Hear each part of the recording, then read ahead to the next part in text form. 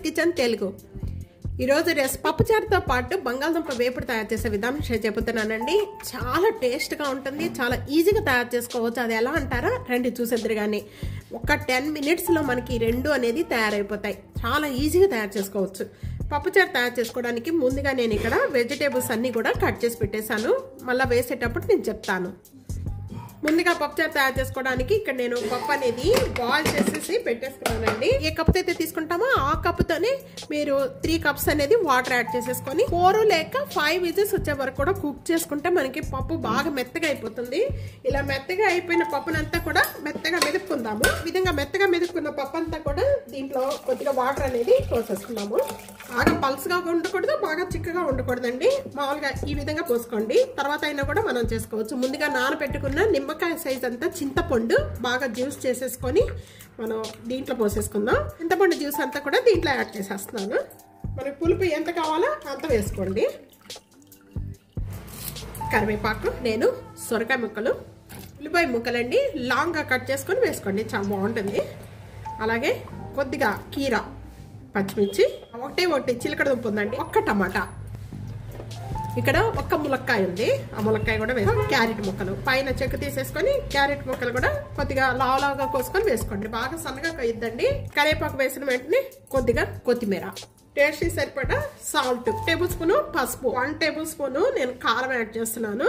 బెల్లం అండి, సాంబార్లోకే కాదండి పప్పు చారులో కూడా కొద్దిగా బెల్లం వేసుకోవడం వల్ల చాలా టేస్ట్ వస్తుంది.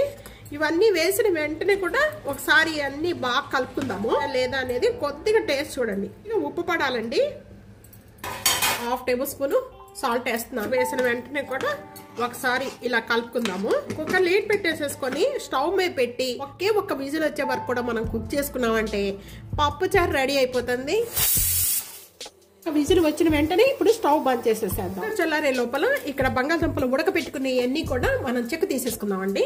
చెక్క తీసేసుకొని పీసెస్ కట్ చేసేసుకొని పెట్టేసుకుందాం. మీడియం సైజు పీసెస్ కట్ చేసేసుకొని పక్కన పెట్టేసుకోండి. ఈ లోపల కుక్కర్ కూడా చల్లారిపోయింది. ఓపెన్ చేసి చూద్దాము. ఓపెన్ చేసేద్దాం. చూస్తున్నారా, ఒక్క విజిల్కి మనకి చక్కగా అన్ని వెజిటేబుల్స్ మంచిగా మెత్తగా ఉడికిపోతాయండి. ఇంకా పల్స్గా కావాలి అనుకుంటే దీంట్లో వాటర్ యాడ్ చేసుకోవచ్చు అండి. ఇదే విధంగా మనం తాలింపు పెట్టేసుకోవచ్చు. కరెక్ట్ సరిపోయాయి. ఇంకా టేస్ట్ కూడా చూసుకోని అవసరం లేదు. చూసారా, ఇంకోండి ములక్కాయలు అన్నీ కూడా బాగా ఉడికిపోయాయి ఒక్క విజిల్కే. ఇలా వచ్చిన వెంటనే ఇప్పుడు తాలింపు పెట్టుకునే విధానం. తాలింపు పెట్టుకోవడానికి ఇక్కడ 2 టేబుల్ స్పూన్ ఆయిల్ వేసేస్తున్నాను. ఆయిల్ బాగా కాయిపోయిన వెంటనే ఒక 4-5 వెల్లుల్లిపాయ రేపలు కచ్చిపిచ్చిగా నూరేసి వేస్తానండి.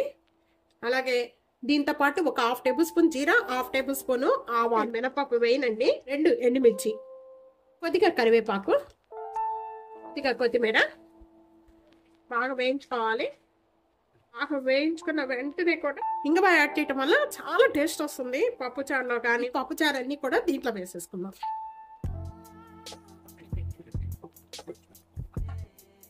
మూత పెట్టేసేయండి, వెంటనే మూత పెట్టేసేయండి. అలా మూత పెట్టడం వల్ల మనకి ఏంటంటే మంచి స్మెల్ బయట పోకుండా మరింత టేస్ట్ వస్తుంది పప్పుచారు. ఇప్పుడు ఓపెన్ చేద్దామండి. ఇప్పుడు స్టవ్ అనేది బంద్ చేసేసుకుందాం. ఈ మిగతాయి కూడా దీంట్లో వేసేస్తాను. ఇప్పుడు కానీ ఏమి యాడ్ చేయండి. ఇంకా నాకు కరెక్ట్గా ఈ పల్స్గా ఉంటే చాలు. ఇంకా అంతకంటే ఇంకా పల్స్గా ఉన్నాయంటే బాగుండదు. ఇలా ఉండటం వల్ల చాలా టేస్ట్ వస్తుంది పప్పుచారు. చూస్తున్నారా, ఇదిగోండి నేను ఇంకా స్టవ్ బంద్ చేసేసాను. మూత ఓపెన్ చేయగానే గుమగుమలాడిపోతుంది అనమాట స్మెల్. అసలుకి ఎంత బాగుందంటే అసలుకి చాలా బాగుంటుంది. ఇలాగా మనం ఇదిగోండి పప్పుచారు రెడీ అయిపోయింది. ఇప్పుడు మనం బంగాళదుంప వేపుడు తయారు చేసుకునే విధానం చూసేద్దాం. దీన్ని ఇలాగ పక్కన పెట్టేయండి. ఇంకా మూత పెట్టేసి ఇప్పుడు బంగాళదుంప వేపుడు అండి. నేను ఐరన్ కడాయి ఒకటి కొన్నానండి. ఎలా తయారు చేయాలో చూసేద్దాం. ఒకసారి టేస్ట్ చూద్దామండి. ఆహా, పులుపు అన్ని కరెక్ట్గా ఉన్నాయండి. సో చాలా అంటే చాలా బాగుంది. ఇంకా దీన్ని మూత పెట్టేసుకుందాం. ఇప్పుడు మనం బంగాళదుంప వేపుడు తయారు చేయాలి. ఇదిగోండి నేను ఈ ఐరన్ కడాయి అనమాట. చాలా వెయిట్గా ఉందన్నమాట ఇది నాకు. ఇదిగోండి ఇది ఆన్లైన్ నుంచి బుక్ చేయించాను. చాలా బాగుందండి. అసలు దీంట్లో వేపుళ్ళు కానీ ఏవైనా కూడా వేస్తున్నా చాలా తొందరగా అయిపోతుంది, చాలా తొందరగా వేగుతున్నాయి, చాలా టేస్ట్ కూడా బాగుంటుందండి. ఈ ఐరన్ కడాయి ఒకటి కొనేసి పెట్టేసుకోండి చక్కగా. చాలా బాగుంది, హెల్త్ కూడా చాలా మంచిదండి. ఇప్పుడు నేను ఈ ఐరన్ కడాయిలో చేస్తున్నాను. నేను దొండకాయ వేపుడు చేశానండి. అసలు 5 minutesలో వేగిపోయింది. అసలు చాలా టేస్ట్ ఉంది. ఐరన్ ఇక్కడ 2 tablespoon ఆయిల్ వేస్తున్నాను. ఆయిల్ కూడా ఇంట్లో చాలా తక్కువ పడుతుంది. ఆయిల్ కూడా ఆయిల్ బాగా కాయిపోయిందండి. కాయిపోయిన వెంటనే కూడా 1/2 tablespoon శనగపప్పు, 1/2 tablespoon ఆవాలు, 1/2 tablespoon జీరా అండి. ఇలా వేగిపోయిన వెంటనే కూడా ఇప్పుడు నేను ఒక ఎండుమిర్చి చేస్తున్నాను. ఇలా వేగిపోయిన వెంటనే కూడా పెద్ద ఉల్లిపాయ అండి ఇలా లాంగ్ గా కట్ చేశాను. అలాగే 3 పచ్చిమిర్చి. పెళ్లిలో పెడుతుంటారు కదండి మనకి, అసలు అదే టేస్ట్ వస్తుంది. బంగాళదుంప వేపుడు చాలా బాగుంటుంది. ఇది చాలా పడింది రేటు, కానీ అసలుకి భలే స్ట్రాంగ్ గా ఉంది. అసలుకి ఎంత స్ట్రాంగ్ గా ఉందంటే అసలుకి అమ్మో ఒక్కళ్ళ మీద లేపలేమండి దీన్ని, బాండీని. అంత బాగుంది. 1 tablespoon జింజర్ గార్లిక్ పేస్ట్ వేస్తున్నాను. జింజర్ గార్లిక్ పేస్ట్ వేసిన వెంటనే కూడా దీనిలో పచ్చి స్మెల్ పోయేంత వరకు కూడా బాగా వేయించుకోవాలి. వేయటం వల్ల మనకి తొందరగా మగ్గిపోతాయి అన్ని కూడా చక్కగా. ఈ సరిపడా సాల్ట్ వేసేస్తున్నాను. వేయిపోయి మంచి స్మెల్ వస్తూ ఉండగానే ఒక టమాటా వేస్తున్నాను. ఈ టమాటా వేసేసిన వెంటనే కూడా మూత పెట్టేసుకుందాము. ఇవన్నీ ఇట్లా మూత పెట్టుకోవడం వల్ల ఒక 2 minutesలో మగ్గిపోతాయి బాగా. ఇప్పుడు ఓపెన్ చేద్దామండి. ఎంత బాగా మగ్గిపోయాయో అన్నీ కూడా. అసలు 1 minuteలోనే మగ్గిపోయినాయండి ఇవన్నీ కూడా. ఇలా మగ్గిపోయిన వెంటనే కూడా ఇప్పుడు మనం పసుపు వేసి tablespoon పసుపు వేస్తున్నాను. పచ్చిమిర్చి ఎక్కువ వేసుకున్నాం కాబట్టి ఒక 1/2 tablespoon కారం వేస్తున్నానండి. వెంటనే కూడా ఒకసారి ఇవన్నీ బాగా కలిపేసుకుందాము. రోటీలో బాగుంటుంది, రైస్ లో కూడా బాగుంటుంది, పూరీలో బాగుంటుంది.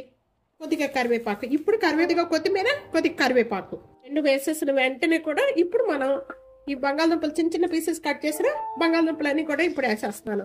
ఇవి ఉడకబెట్టినయే కాబట్టి అసలు చాలా తొందరగా వేగిపోతాయండి. హై ఫ్లేమ్లో పెట్టేసేసుకొని ఒక 2 minutes ఇలాగ వేయించుకోవాలండి. అలా వేయించుకోవడం వల్ల బంగాళదుంపలు బాగా వేగి మంచి టేస్ట్ వస్తుంది.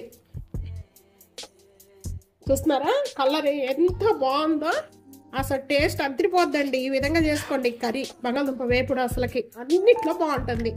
స్టవ్ ఆన్ చేసేసుకుందామండి. స్టవ్ ఆన్ చేసేసుకొని ఇంకా సర్వింగ్ ప్లేట్లో తీసేసుకుందాం. ఇలా వేగితే చాలు. ఇంకా చూస్తున్నారా ఎంత బాగుందో కలర్. ఇంకా సర్వింగ్ ప్లేట్లో తీసేసుకుందాం. కొన్ని బంగాళదుంప వేపుడు చాలా బాగుంటుంది, అసలు వదిలిపెట్టరండి అంత బంగాళదుంప వేపుడు, పప్పుచారు, బంగాళదుంప వేపుడు తయారైపోయినాయండి. ఈ రెసిపీ ఇదే విధంగా తప్పకుండా ట్రై చేయండి. అసలుకి చాలా అంటే చాలా టేస్ట్గా ఉంటుందండి. అసలు ఈ రెసిపీ ఇదే విధంగా ట్రై చేయండి. ట్రై చేసి మీకు ఎలా ఉంది అనేది కామెంట్స్లో తెలియచేయండి. వీడియో నచ్చితే కనుక ఫ్యామిలీకి, ఫ్రెండ్స్ వీడియో షేర్ చేయండి, లైక్ చేయండి, కామెంట్ చేయండి, సబ్స్క్రైబ్ చేసుకోవడం అస్సలు మర్చిపోద్దు friends. Thank you for watching. Next వీడియోలో ఇలాగే మంచి మంచి వంటకాలతో మళ్ళా కలుద్దాం. అంతవరకు సెలవు, బాయ్.